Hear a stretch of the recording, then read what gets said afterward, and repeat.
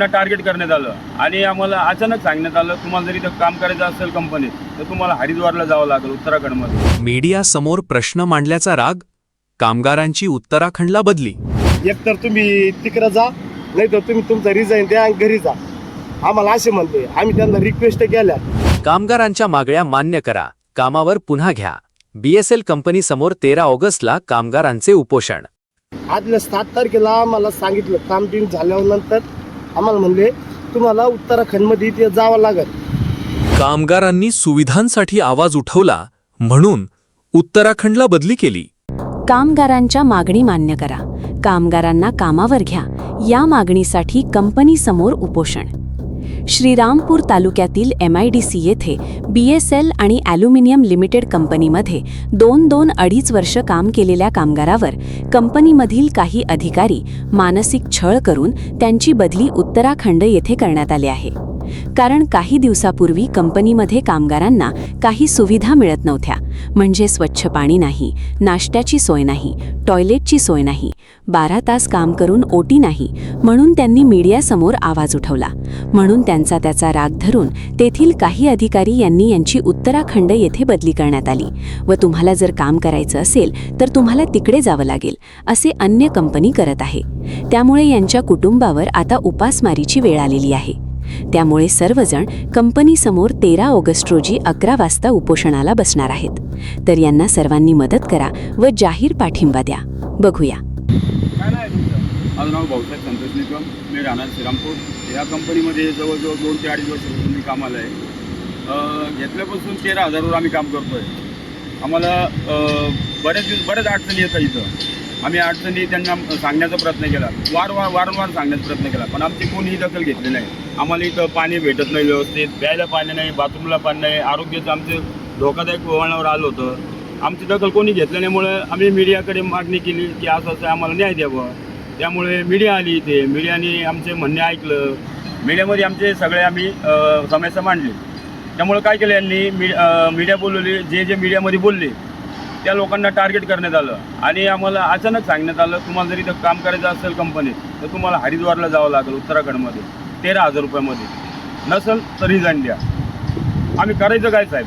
13,000मध्ये कसं जायचं आम्ही हरिद्वारला?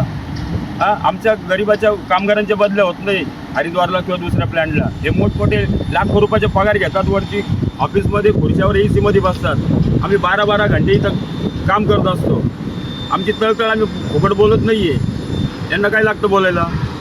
आणि त्यानंतर मुलांना हे मेसेज करताय प्लॅन हेड की जर हे तुम्हाला का आता हे केलं आहे, पाठवलेलं आहे बाहेर का किंवा काढलेलं आहे, तुम्ही जर बाहेर जर काही नाटक केले किंवा कोणाला काही बोलले तर माझा मित्र क्राईम ब्रांचमध्ये आहे, त्याची बदली आता इथे झाली आहे.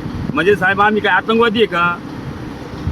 आम्हाला अशा धमक्या देत आहे क्राईम ब्रांचचा आहे. क्राईम ब्रांचचं म्हणजे झालं काय, आम्ही आतंकवादी आहे का? क्राईम ब्रांच काय करणार आमचंवालं? आम्ही आमच्या हक्कासाठी मागणी करतोय. आम्ही गरीब घरातले कुटुंबातले मुलं आहे, आम्हाला न्याय मिळावा त्यासाठी आम्ही 13 ऑगस्ट रोजी कंपनीसमोर आमरण उपोषण करणार आहे. याची सर्वांनी दखल घ्यावी व सगळ्यांनी आम्हाला पाठिंबा द्यावा ही नम्र विनंती. काय नाव आहे तुमचं? सचिन बाळासाहेब थोरात. मी BSLमध्ये 2 वर्षापासून काम करतोय. आम्हाला सुरुवातीपासून आम्हाला म्हणते होते तुम्हाला पेमेंटची वाढ भेटत, ती वाढ भेटलेली आहे आम्हाला. आणि परत आमची जेवणाची काही सोय नाही, नाश्ता नाही, 12 घंटे ड्युटी करीतो आम्ही. आम्हाला 4 घंट्याची उटी, त्याचा काय आम्हाला मोबदला भेटत नाही. आम्हाला कमी भेटतो, डबल भेटत नाही. जे सरकारचे नियम येतात ते काय लागू करते नाही.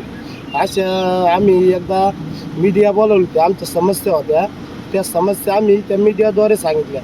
आम्ही त्यांना पण सांगितल्या, पण त्यांनी काय ना त्याच्यावर काही ॲक्शन घेतली नाही. आम्ही याच्यावर वारंवार त्यांना तक्रार देऊ तरीसुद्धा त्यांनी हे घेतलं नाही, दखल घेतली नाही. मग आम्ही नाईलाजाने मीडिया बोलावली. तर मीडिया बोलल्यानंतर आम्ही आमचे प्रश्न सगळे त्यांच्यापाशी मांडले.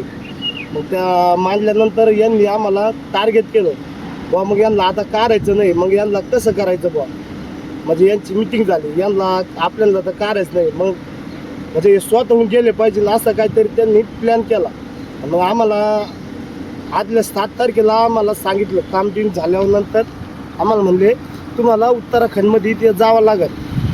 आम्ही सर म्हणलं आम्ही इतकं लांब जाणार नाही. आमचे लांब सगळे बाहेर घरपंचे शाळांचे पोरांची शाळा आहे, इथं घरदार आहे, आमच्या जमिनी, आम्ही एवढं लांब जाणार नाही. ते म्हणजे तुम्हाला पर्याय तेवढाच मध्ये, एकतर तुम्ही तिकडं जा, नाही तर तुम्ही तुमचं रिझाईन द्या आणि घरी जा. आम्हाला असे म्हणतोय. आम्ही त्यांना रिक्वेस्ट केल्या तरी आमच्या त्यांनी काही रिक्वेस्ट घेतल्या नाही. मग आम्ही संदीप भाऊ मगर, भीमशक्ती यांना आम्ही संपर्क साधला.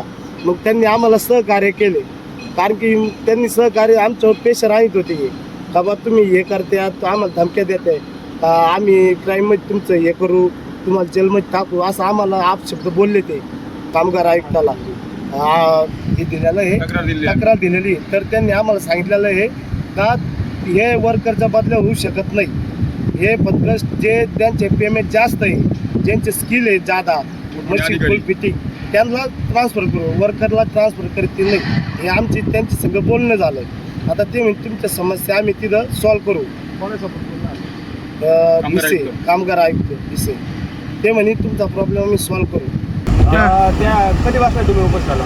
सर आम्ही 13 तारखेला सकाळी 10 वाजता BSL कंपनी समोर उपोषण बसणार आहे.